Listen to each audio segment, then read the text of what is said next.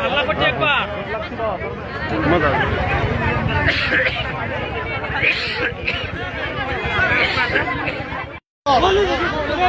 ইমান পয়সা খালে এইটো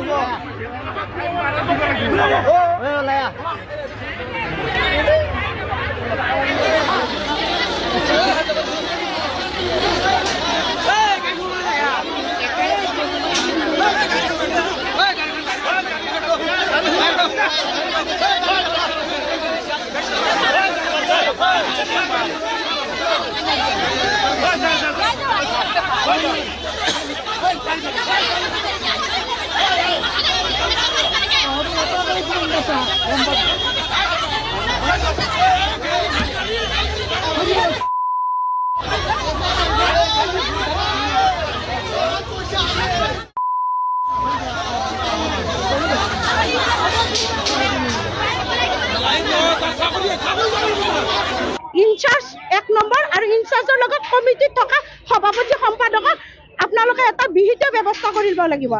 ইনচাৰ্জৰ লগত এই হাই স্কুলৰ বা এই পৰীক্ষাৰ বা স্কুলখনৰ যোন কমিটিত থাকে সেই কমিটিৰ সভাপতি সম্পাদকৰ ওপৰতো আপোনালোকে শাস্তি দিব বুলি মোৰ অনুৰোধ থাকিল। কিন্তু এই কাৰণে যে ল'ৰা ছোৱালীৰ ওপৰত তেওঁলোকে কিয় হেতালি উপালি কৰিছে, ল'ৰা ছোৱালীৰ ভৱিষ্যতৰ ওপৰত কিয় হেতালি উপালি কৰিছে। আৰু এইটো গাছবাৰী চেণ্টাৰ বুলি ক'লে সকলো কিমান আমি জন্ম নোপোৱাৰে চেণ্টাৰ, গতিকে এই ব্যৱস্থাটোত গতিকে আমাৰ যাতে প্ৰধান শিক্ষকৰটোতো আহিয়ে নপৰে, গতিকে ইয়াৰ লগতে ইয়াৰ কমিটিকো আপোনালোকে যাতে বিহিত ব্যৱস্থা কৰে। কাৰ ভুলৰ বাবে হৈছে বুলি কাক কম?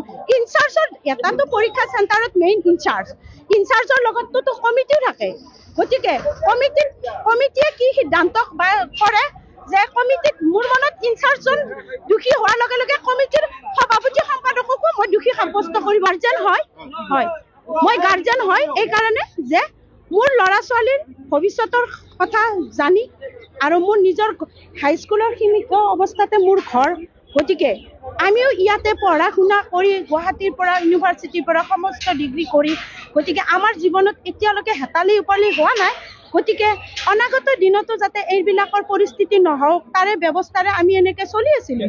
আছিলে হেড টিচাৰ আধা ঘণ্টাকে পলম হ'ল, কি ক'ব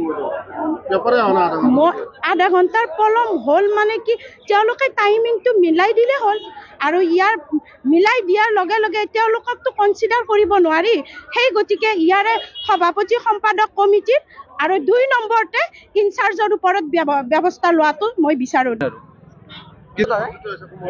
কি কৈছে তাতে মানে ছাত্ৰ ছাত্ৰীক মই এটা কথা ক'ম, যদি টাইম যদি বাঢ়াই নিদিয়ে তেতিয়াহ'লে কিন্তু ইয়াতে কিন্তু শৃংখলাৰ পৰিস্থিতি হ'ব আৰু সেইটো কথা।